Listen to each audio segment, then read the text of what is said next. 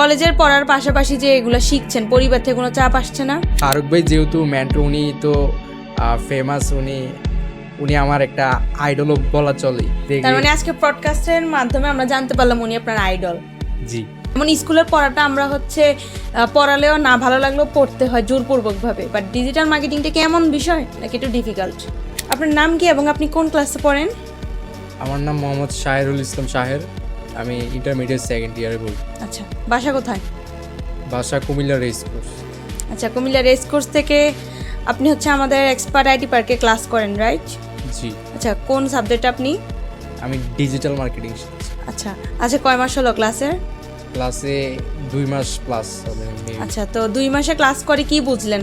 মানে ক্লাসটা কি আপনার জন্য উপকারী হবে? জি। কোনটা নিয়ে কাজ করতে বেশি ভালো লাগে?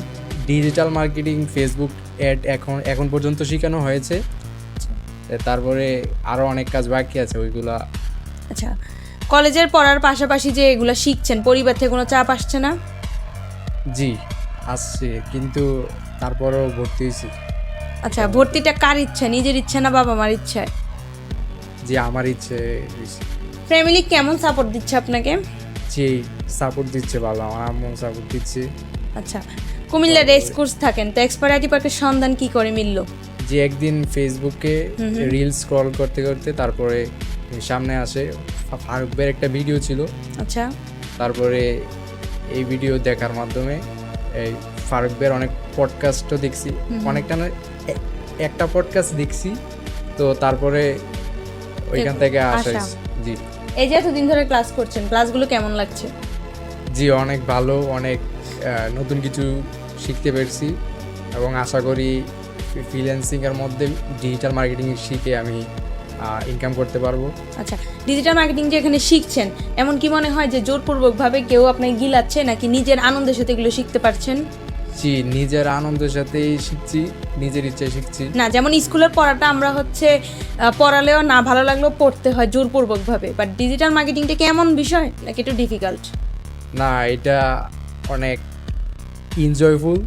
আচ্ছা আচ্ছা, এনজয়ফুল, এবং এটা নিজের ভালো লাগে করার। জি।